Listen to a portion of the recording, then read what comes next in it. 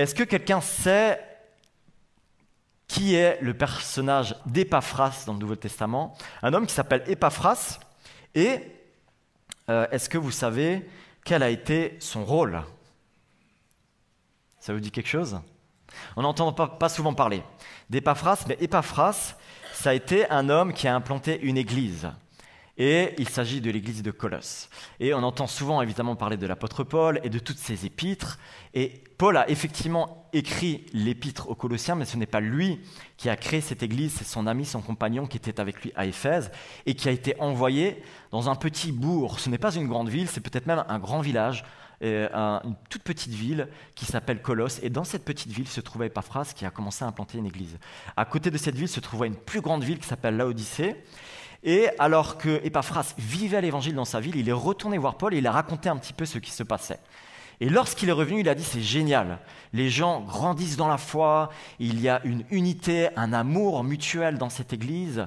Mais quand même, par contre, il y a tout à coup des enseignants qui sont arrivés et qui ont dit: c'est super ce que vous vivez avec Jésus, mais quand même, en plus de Jésus, il faudrait vivre selon une certaine philosophie de vie. Il y a quand même certaines règles à respecter, il y a certains principes à tenir, à ne pas dépasser, certaines limites à ne pas dépasser, etc.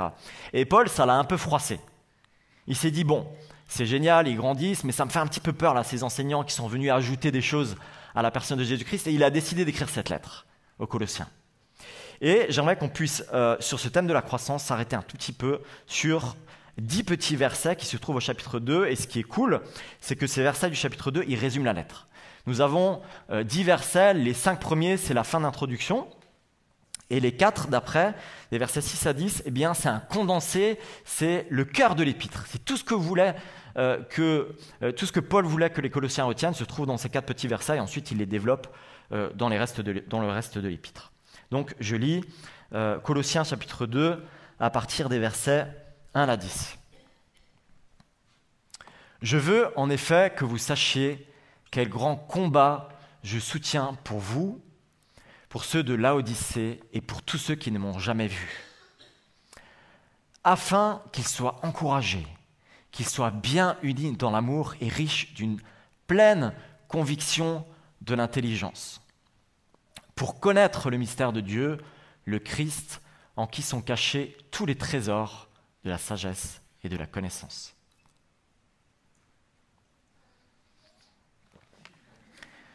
Je dis cela pour que personne ne vous abuse par de beaux discours.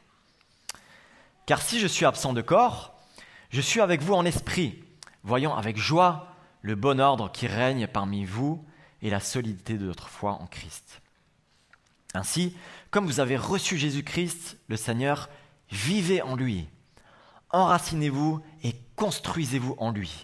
Affermissez-vous dans la foi conformément à ce qui vous a été enseigné et abondez en actions de grâce. Prenez garde que personne ne fasse de vous sa proie au moyen d'une philosophie trompeuse et vide, selon la tradition des humains, selon les éléments du monde et non pas selon le Christ. Car c'est en lui qu'habite corporellement toute la plénitude de la divinité. Et vous êtes comblés en lui, qui est la tête de tout principat et de toute autorité. Nous avons ici 5 impératifs à partir du verset 10, donc très condensé. 5 impératifs que Paul utilise: vivez en lui, enracinez-vous en lui, construisez-vous en lui, affermissez-vous dans la foi et abondez en actions de grâce. Et nous allons simplement en voir 2 ce matin, parce qu'on n'a pas le temps de voir les 5 évidemment. 2 qui me paraissaient bien résumer un petit peu les éléments essentiels. Vivez en lui et enracinez-vous en lui. Alors, vivez en lui, qu'est-ce que ça veut dire? Je dois vous dire franchement, en toute honnêteté, en parlant de croissance spirituelle, que je me suis demandé quoi dire après cet été où je me suis senti un peu relâché spirituellement. Je n'ai pas lu la Bible autant que j'aurais aimé. Je n'ai pas passé du temps avec Dieu autant que j'aurais voulu et souhaité. Je n'ai pas non plus réussi à atteindre les objectifs que je m'étais fixés pour passer du temps aussi avec Dieu en famille. J'ai pas réussi tout ça. Par contre, on a passé des super vacances, quand même. C'était super d'être en famille, on était à la piscine, il faisait chaud avec les enfants très très heureux, c'était, on va dire, très animé. Et puis, eh bien, finalement, on s'est détendu, c'était super, mais je vous avoue que au lieu de réussir à vivre ces temps spirituels, on en a eu quelques-uns quand même, eh bien, j'ai quand même passé plus de temps à dire aux enfants, laisse se jouer à ton frère, arrête de taper ta sœur et essaie de jouer tout seul. Plutôt qu'à leur apprendre qu'est-ce que les personnages de l'Ancien Testament nous enseignent sur la personne de Jésus. La réalité, c'est que le cours de la vie ne nous permet pas toujours de nous nourrir spirituellement comme nous le souhaiterions. N'est-ce pas? Vous êtes d'accord avec moi? On l'a entendu tout à l'heure, la vie est faite de différentes saisons. Et il y a des saisons dans la vie eh bien, où on doit vraiment être là pour la famille. Des saisons où il y a plus de travail, où on doit assumer cela, et c'est comme cela, ça fait partie de la vie. Et du coup, dans ces moments, eh bien, c'est difficile de prendre le temps de vraiment nous nourrir spirituellement autant qu'on l'aimerait. Et alors, qu'est-ce que ça veut dire de continuer à vivre en lui? Comment est-ce qu'on fait pour continuer malgré tout à vivre en lui? Et ce que je trouve assez intéressant dans cette lettre aux Colossiens, c'est qu'il y a une vraie opposition entre vivre en Christ et une liste de fais pas ci, fais pas ça. D'accord? Il y a une vraie opposition, c'est-à-dire Paul les sépare. Il dit que vivre en Christ, ce n'est pas une liste de fais pas ci, fais pas ça. Il utilise plutôt des termes comme mourir à soi-même, ou mourir à l'immoralité, aux passions, aux mauvais désirs ou à la soif de posséder, pour s'attacher aux choses d'en haut. Et donc il dit que si nous sommes morts à ces choses-là, et que nous vivons en Christ, on n'a pas besoin de s'inquiéter, de réfléchir à une liste, à qu'est-ce que j'ai fait cet été qui était bien ou qui n'était pas bien. Dans les versets qui suivent, c'est intéressant, au chapitre 2, il indique que ces listes de règles, eh bien, elles concernent ceux qui vivent dans le monde. C'est quand même bizarre, parce que ceux qui, entre guillemets, ne sont pas croyants, nous accusent de respecter une liste de règles et d'être sans cesse en train de réfléchir à ce qui est bien ou pas bien. Alors que ici, Paul, il dit, c'est ceux qui sont dans le monde, qui sont tout le temps en train de réfléchir à cette liste de choses. Il le dit clairement au chapitre 2, lorsqu'il dit si vous êtes mort avec Christ aux éléments du monde, pourquoi, comme si vous viviez dans le monde, vous replacez-vous sous des prescriptions légales? Ne prends pas, ne goûte pas, ne touche pas. Verset 20 et verset 21. Et donc, d'après le verset 2, verset 14, Dieu a cloué toutes ces règles et ces prescriptions à la croix. Il les a clouées lorsqu'il est mort sur la croix, il a cloué toutes ces règles. Et finalement, vivre en Christ ressemble davantage à un style de vie qu'à une liste de choses à faire ou à ne pas faire. Donc il s'agit d'abord d'apprendre à vivre avec l'assurance que Christ est notre espérance suprême, avec l'assurance de l'excellence du salut en Jésus-Christ. En lui, nous n'avons plus rien à prouver, rien ne le surpasse. Il nous a délivrés de l'autorité des ténèbres pour nous transporter dans le royaume de son Fils bien-aimé. Donc, si nous sommes dans le royaume de son Fils bien-aimé, ce texte nous dit, nous sommes libérés, pardonnés de nos péchés. Nous vivons dans son royaume. Nous vivons dans un royaume différent.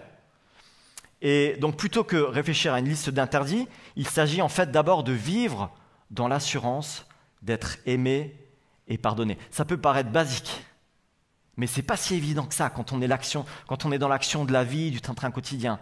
De vivre en fait dans ce royaume de Dieu, c'est de vivre consciencieusement au fond de notre cœur, même si on a plein de choses à faire, qu'on n'a pas le temps, on n'a pas réussi à lire nos trois chapitres ce matin, eh bien c'est de vivre consciencieusement au fond de notre cœur qu'on est pleinement libéré et pardonné par Dieu. Ça, c'est vivre en Christ, en fait, déjà de base. C'est quelque chose qui s'enracine en nous et qui devient, au fond de nos cœurs, quelque chose d'immuable, qui ne change pas et qui ne bouge pas.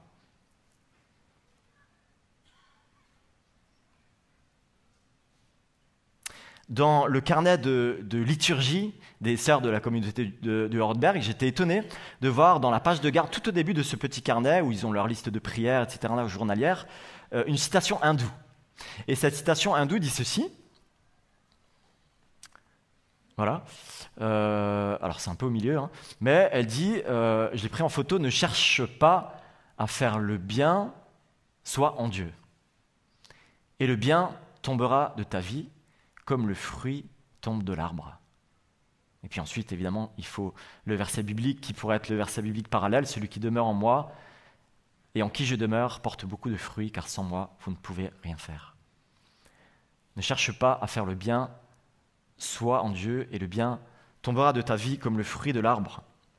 Être en lui, apprendre à prendre conscience dans le quotidien de notre vie que l'amour de Dieu ne change pas, qu'il est immuable, et laisser le fruit venir naturellement. Et puis, nous avons cette perle dans cet épître aux Colossiens qui est unique aux Colossiens, qui nous indique que nous avons tout pleinement en lui, que nous sommes comblés en lui. Nous l'avons chanté tout à l'heure dans ce chant « Toi seul est digne », tu as tout ce dont j'ai besoin. Donc nous avons tout pleinement en lui. Mais qu'est-ce que ça veut dire ? Nous bénéficions de cette plénitude divine parce que Dieu était pleinement en Christ, hein, c'est le texte qui nous le dit aussi, il était pleinement dans la personne de Jésus, et Jésus qui s'est donné pour nous, nous a donné cette plénitude divine.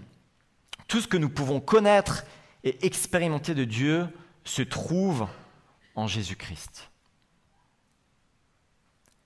Et dans la version originale, donc dans le texte grec, en fait, ce qui est intéressant, vous êtes comblés en lui, c'est quelque chose qui est dans la durée, sur le long terme. C'est quelque chose qui est acquis. C'est pas comme le Éphésiens 5,18 qui dit « Soyez constamment remplis de l'Esprit ». Là, c'est quelque chose qu'on doit aspirer. On a le Saint-Esprit, mais on doit aspirer à être rempli du Saint-Esprit. Non, là, vous êtes comblés en lui. Dans le texte grec, c'est vraiment une fois que vous avez accepté Jésus-Christ, que vous l'avez reconnu comme Seigneur, que vous croyez qu'il a pardonné vos fautes, vous êtes comblés. Pour toujours. Même dans les moments où on doute. Même dans les moments où on a l'impression d'être sec spirituellement. La réalité, c'est que, on est comblé en lui parce que, son amour ne change pas. Il l'a prouvé à la croix. Et lorsque nous doutons du fait que nous sommes comblés en Christ, c'est là que nous risquons d'être en danger.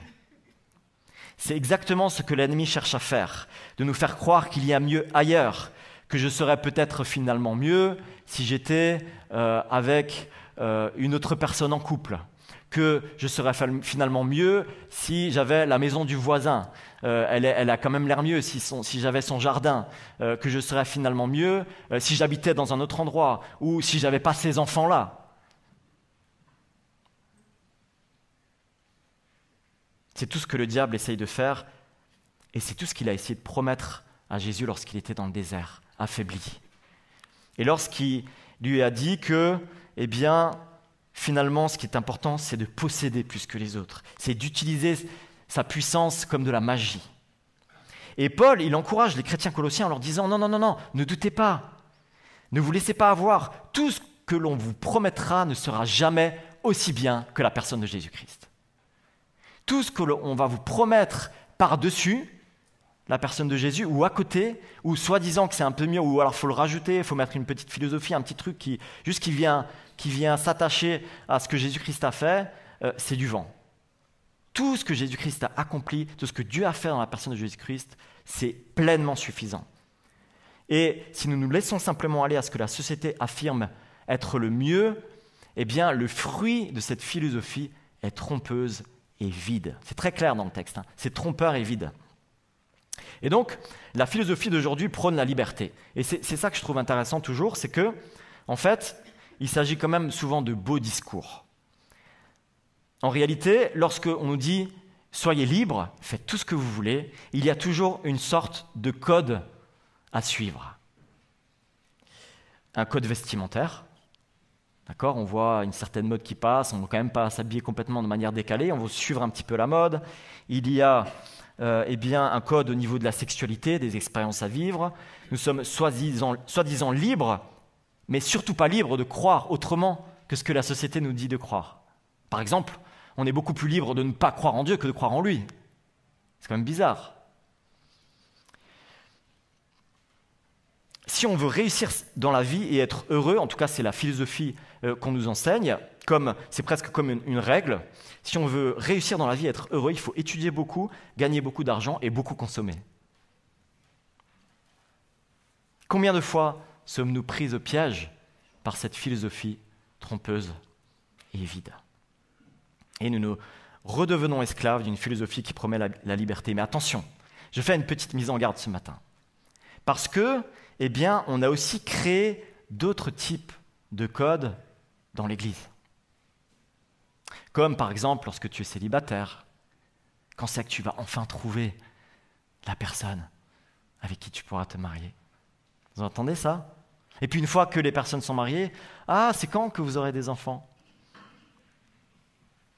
Et alors sans le savoir, on a là aussi institué un espèce de règlement qui est sous-jacent, qui n'est pas dit explicitement, mais qui est un petit peu dans les coulisses comme ça, et qui s'ébruite.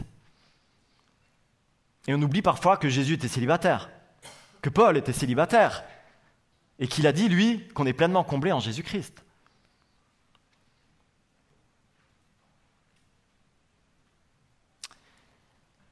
Lorsqu'on a accompli tous les critères, on sait enfin qu'on a rejoint le groupe des gens accomplis. Ouais, malheureusement, c'est un petit peu comme ça aussi des fois dans nos milieux chrétiens ou nos milieux évangéliques. Nous avons tout pleinement en lui et nous sommes comblés en lui.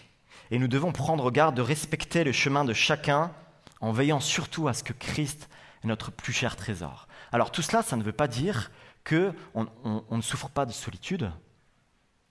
Ça ne veut pas dire que parfois, la solitude n'est pas hyper difficile à vivre. Et je crois que aussi dans nos milieux évangéliques, moi quand j'étais chez les sœurs, j'étais impressionné de cette unité qu'elles vivaient ensemble, cette entraide. Et on a du mal un petit peu dans nos églises à vivre vraiment l'église avec les personnes qui souffrent de solitude, en dehors du dimanche. Et ça, c'est pas normal, parce que les premières communautés de chrétiens, ils n'avaient pas ces problèmes-là. Et quand il est dit que nous sommes pleinement comblés en lui, on peut quand même souffrir de solitude, on peut quand même souffrir de dépression. Et c'est pas parce que quelqu'un souffre de dépression, que le Christ n'est pas mort pour lui, ça n'annule pas la croix. Cette personne est toujours pleinement libérée, pleinement sauvée de ses péchés. C'est pas parce qu'on passe par un coup de déprime qu'on doit culpabiliser de ne pas avoir l'impression que Jésus est notre Seigneur. Non, il a tout accompli et ça ne change rien à ce qu'il a accompli. Je vous donne cet exemple vraiment de chez les sœurs parce que quand je suis retourné les voir, j'étais allé dans cette communauté de sœurs protestantes il y a 15 ans. Et j'ai été très impressionné de voir que 15 ans plus tard, elles sont 8. Les 8 sœurs sont toujours fidèles, prient 5 fois par jour à des horaires précises. Et j'ai dit à ma femme quand je suis rentré, quand j'étais retourné l'année passée, quand je suis rentré, j'ai dit, j'ai jamais vu des personnes plus épanouies dans la vie. J'ai jamais vu des personnes plus heureuses. Et c'est intéressant parce que ces sœurs-là, elles sont toutes célibataires, elles ont toutes les mêmes habits, pas de code vestimentaire, il n'y a pas besoin de se comparer. Elles n'ont pas de voiture personnelle, elles n'ont pas de jardin personnel, elles n'ont pas de maison personnelle. Elles n'ont pas besoin de se battre avec toutes ces comparaisons. Elles n'ont pas de cuisine personnelle, pas besoin de montrer qu'elle a la plus belle cuisine. Donc elles vivent pourtant ainsi, jour après jour, et c'est les personnes les plus épanouies que j'ai jamais rencontrées de ma vie. Parce qu'elles se délectent de la présence de Jésus-Christ, de leur Sauveur. C'est incroyable. Il y a une bienveillance quand vous arrivez dans cette maison, quand vous êtes reçus et accueillis. Vraiment, vous êtes subjugués, quoi. Le verset 16 du chapitre 2 vous dit que personne ne vous juge à propos de ce que vous mangez ou buvez pour une question de fête, de nouvelle lune ou de sabbat. Donc ça, c'est ce que Paul dit aux Colossiens. Il y a ces enseignants qui s'étaient baladés, qui leur avaient dit, bon, il faut un peu rajouter tout ça. Et Paul, il leur dit que personne ne vous juge pour tout ça. Ce qui est important, c'est le corps du Christ. Tout le reste n'est qu'une ombre de ce qui est à venir. Et c'est là que c'est intéressant parce que normalement, l'être humain, et je le suis personnellement malheureusement encore souvent, est très affecté par des paroles négatives, maladroites. On est affecté ou on est influencé par le fait de devoir montrer qu'on réussit, qu'on est des bonnes personnes. Et c'est tellement libérateur de savoir qu'on n'a plus besoin de répondre à ces attentes quelconques. Et on peut aussi assumer de faire des erreurs. Et je crois que si dans l'Église, on ne se donne pas le droit d'échouer, où est-ce qu'on va nous donner ce droit? Je crois que c'est là aussi toute la liberté en Christ que nous avons, c'est que lorsqu'on échoue, dans la communauté chrétienne, on peut dire « Vas-y mon frère, tu peux recommencer, tu peux faire quelque chose de mieux et on va t'accompagner dans cela. » Donc vivre en Christ, c'est davantage un style de vie qu'une liste de choses à faire. C'est un style de vie de gens qui se savent aimer et libérés de l'emprise du mal, de personnes dépourvues de tout jugement et qui amènent un parfum de grâce autour d'eux. Et puis, il y a ce que Paul appelle l'intelligence spirituelle. Et j'ai été frappé de ce terme qui revient 2 fois dans l'Épître. Donc Paul, il prie pour que les Colossiens soient remplis de la connaissance de sa volonté en toute sagesse et intelligence spirituelle. Et je me suis demandé ce que ça voulait dire. Et en fait, l'intelligence spirituelle, c'est d'abord de connaître le mystère de Dieu en Jésus-Christ, en qui sont cachés tous les trésors de la sagesse et de la connaissance. Et je crois que l'intelligence spirituelle, c'est d'abord cette réalité d'être comblé en Christ, d'avoir cette réalité au fond de nous, de pouvoir la voir jour après jour, et de ne pas nous laisser avoir par ces cases dans lesquelles on veut nous faire entrer. Mais c'est aussi donc, comme le dit le texte, d'acquérir la conviction que les trésors de la sagesse et de la connaissance se trouvent en Jésus-Christ. Non pas que la connaissance au sens large et la culture générale ne sont pas importantes. Simplement, ce ne sont pas des trésors dans le sens que ces connaissances ne nous libèrent pas du mal et ne nous donnent pas la vie éternelle. D'accord ? Une fois que nous sommes bien enracinés en Christ et que nous savons que la philosophie de Christ est supérieure en tout, que nous sommes comblés en lui, tout ce que nous lisons, tout ce que nous apprenons, et qui est parfois passionnant, l'histoire, la philosophie, la littérature, je ne sais pas moi, les arts, toutes ces choses, la culture générale, même les séries télévisées, les documentaires, tout cela peuvent être tout à fait appréciés, mais avec cette vérité sous-jacente, que le seul qui donne véritablement sens à nos vies et qui nous libère réellement du mal et du péché, c'est Jésus-Christ. Ce n'est pas un lavage de cerveau, d'accord ? Parce que le lavage de cerveau, c'est quelque chose qui amène une pensée étriquée et qui juge les autres, parce que c'est un courant de pensée qui n'a aucun recul, aucun esprit critique, et qui pense que tout le monde a tort et que tous les autres sont sur la mauvaise voie. Notre philosophie en Christ ne nous amène pas à juger ceux qui pensent différemment de nous, mais à les aimer et à montrer que le style de vie que Dieu nous amène à vivre est plein de grâce et de bienveillance. Et si on se met à juger les autres et à dire « c'est pas bien ce que vous faites », on rebascule dans ce que Paul appelle les éléments du monde, les « fais pas ci, fais pas ça », etc. Et donc, tout l'enjeu, c'est de montrer que la vie en Christ n'est pas faite de cela, elle est faite d'un style de vie dans un royaume qui est différent. Vivre en Christ et s'enraciner en lui. Alors j'ai parlé de vivre en Christ et maintenant, laissez-moi un petit peu évoquer cette question de s'enraciner en Christ. Parce que d'un côté, il s'agit d'apprendre à vivre en lui quand la vie ne nous permet pas de nous nourrir spirituellement comme on le souhaiterait, mais quand même, d'un autre côté, comment est-ce qu'on fait pour continuer à nous enraciner en Christ ? Parce que finalement, c'est lorsque nous sommes enracinés que nous allons mieux pouvoir vivre ces moments où on n'a pas le temps, où c'est difficile, c'est ces racines-là qui vont nous tenir. Donc comment on fait pour continuer finalement à maintenir des habitudes saines qui nous restent toujours enracinés en Christ ? Évidemment, vous connaissez ce qu'on dit depuis toujours, lisez votre Bible et priez. Mais je crois que ce matin, j'ai envie d'aller un peu plus loin, et on l'a beaucoup répété, c'est important de lire sa Bible, c'est important de prier, c'est fondamental. Il faut continuer à le faire. Je crois que c'est la meilleure façon de toujours continuer à s'enraciner en Christ. Mais j'ai envie de dire qu'il y a peut-être d'autres pistes à creuser. Par exemple, si l'on vient simplement au culte, c'est super. Mais les 2 heures de culte ne sont pas vraiment les moments où tout se joue. Ce n'est pas la vie réelle, le culte de dimanche matin. Ce n'est pas la course du matin où il faut emmener les enfants à l'école et vite arriver au travail. Ce sont des bonus. Moi, j'appelle ça un bonus. C'est comme un peu la cerise sur un gâteau. Mais si vous mangez que la cerise, vous allez avoir faim. Spirituellement, il est passé où le gâteau, quoi ? Tu as mangé la cerise, c'est super, c'était génial, mais on n'est pas nourri spirituellement. Et si l'on compte que sur le dimanche, eh bien, ces racines ne sont pas très profondes et les fondations pas très solides. Alors, il y a les groupes de maison. On va un petit peu en parler dans les semaines qui viennent également. Quels sont les petits groupes dans lesquels vous vivez votre foi spirituellement, dans lesquels vous pouvez partager ce que vous vivez, vos doutes, vos questions, vos difficultés, vos joies. Et puis, il y a les choses que l'on met en place, que ce que j'appelle des habitudes saines. Alors, quand on est dans la communauté des sœurs protestantes, on est vraiment dans le haut niveau, on se dit, Voilà, moi, je passe une semaine là-bas. Après, je suis aussi content de rentrer. Parce que les sœurs, c'est incroyable. Elles ont un rythme de vie qui est millimétré. Elles prient à 8 heures le matin, à midi, à 18h30 et à 20h30. Pour des sujets précis, chaque jour différents. Mais en tout cas, c'est sûr que là, les racines sont profondes.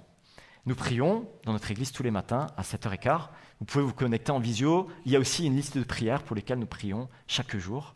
Et c'est un bon moyen de garder une habitude saine. Nous prions également lors de réunions le jeudi soir. Nous faisons des soirées de louanges et de prières qu'on appelle les soirées essentielles, qu'on fera notamment pendant cette semaine de jeûne et prière dans 3 semaines.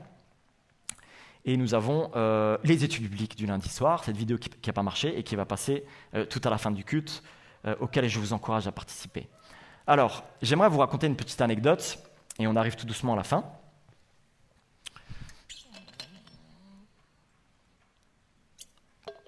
La semaine passée, nous avons assisté à un mariage. Un superbe mariage. J'ai trouvé que ce mariage était superbe. Et nous étions invités le soir et nous sommes allés avec nos 2 grands, Lisa et Noah, nos enfants, à cette soirée. Alors pour les enfants, c'est génial. Parce que mariage égale permissivité.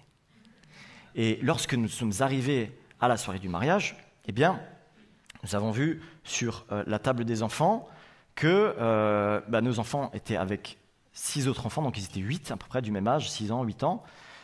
Et sur cette table se trouvaient 2 bouteilles. Une bouteille de Coca-Cola remplie et une autre bouteille de jus d'orange gazeux. Évidemment, assez tôt dans la soirée, l'un des enfants, je ne sais pas lequel, s'est pris d'expérimenter ce qu'on appelle le Coca jus d'orange gazeux mélangé. Donc, on se retrouve avec un mélange de tiers rempli avec un tiers de mousse, de couleur, je dirais taupe, gris comme ça un peu. Et donc, voilà, ils ont trinqué tous ensemble, ils étaient super contents. Évidemment, tout le monde devait faire la même chose. Et j'ai quitté mes enfants en ayant cette vision-là. Nous sommes arrivés à la table des invités, nous avons eu des discussions avec les amis qui étaient à notre table, qui étaient fort intéressantes. Et pendant ces discussions, alors on s'est relayé avec Alex, chacun son tour pour aller voir ce qui se passait chez les enfants. Et comme on avait des discussions, on était pris dans les discussions, au bout de 3 quarts d'heure, cette vision m'est revenue. Et je me suis dit, ok, j'ai quitté les enfants avec ce mélange. Dans quel état je vais les retrouver? Et il se trouve que notre table était à l'opposé.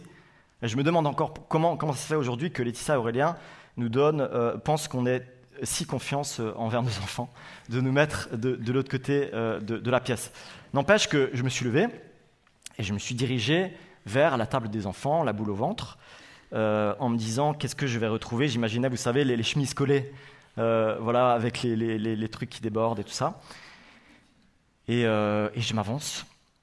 Et en arrivant petit à petit vers la table des enfants, j'étais très surpris. J'étais très surpris parce que tout à coup, je vois les enfants, alors ils avaient tous l'assiette pleine parce qu'ils avaient anticipé, ils avaient préparé une petite escalope avec des pâtes, une petite sauce sympa. Donc les enfants avaient les assiettes pleines et je vois ma fille Lisa qui a demandé à tous les enfants de se taire et de dire « Maintenant, on va prier ».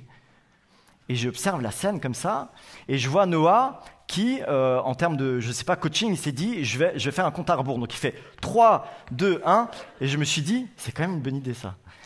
3, 2, 1. Et donc, il fait le compte à rebours. Et à 0, elle s'est mise à prier. Tous les enfants se sont tus.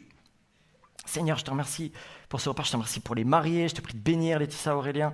Et j'étais vraiment choqué et repris en moi-même parce que je me suis dit, je vais découvrir la catastrophe. Et j'ai trouvé mes enfants en train de prier. Et alors, ça m'a tellement, scotché que j'ai pas bronché. J'ai coupé toutes les escalopes de tous les enfants. Donc, je les ai laissés continuer à manger. C'était super. Et alors, si je vous dis ça, c'est pas pour vous dire que mes enfants sont merveilleux. Alors, vous savez, tous les matins depuis quelques années, je me suis donné d'ouvrir ce qu'on appelle une petite méditation pour les enfants. C'est un petit livre sur 365 jours qui donne vraiment quelques lignes pour les enfants pour chaque jour. Et donc, tous les matins au petit déjeuner, tous les enfants sont servis et je me mets à lire ce petit livret. Mais j'étais un peu découragé ces derniers temps parce que vous savez, entre Noah, ne parle pas la bouche pleine, Lisa, avance-toi quand tu manges, et puis Clara, ne recrache pas le lait que tu as déjà bu. J'avais du mal à voir vraiment ce qui se transmettait pendant ces matinées de méditation qui duraient 1 minute 30. Et au fil des années, alors je me suis dit, bon, il y a peut-être quand même quelque chose qui va rester. Et ça m'a encouragé de voir Lisa, parce que finalement, ces derniers temps, en plus, Lisa, souvent je lui dis, Lisa, est-ce que tu veux prier? Et ces derniers temps, vous savez, les enfants, ils sont très contents de prier quand ils sont petits, mais quand ils grandissent, c'est genre, non, non, non, non, ça va, j'ai pas envie de prier. Et puis tout à coup, finalement, ce que j'ai vu, c'est que, eh bien, en maintenant ses habitudes, il y a quelque chose qui est resté. Je crois qu'elle n'a pas inventé comme ça toute seule. Il y a quelque chose qui est resté. Et je vous invite à ne pas retenir juste l'histoire du mariage. C'est difficile pour nous, les prédicateurs, parce qu'à chaque fois qu'on dit « qu'est-ce que tu as retenu ?», les gens retiennent l'histoire. C'est-à-dire, ils retiennent le beurre de cacahuète. Après, vous dites « quel est le titre du message ?» Je ne sais pas. Donc, l'application est celle-ci. Écoutez bien. Lorsqu'on maintient des habitudes saines, ça porte toujours du fruit. Lorsqu'on maintient des habitudes saines, ça porte toujours du fruit. Le peu de repères bibliques qu'on donne à nos enfants, c'est très minime, hein, eh bien, je crois que c'est des moments qui, peu à peu, se sont enracinés en eux. J'avais lu un article de Tim Challies qui m'avait encouragé et qui l'expliquait à quel point c'était le bazar. Mais il a dit c'est sur le long terme que ça se voit, et ça m'avait encouragé à continuer. Donc,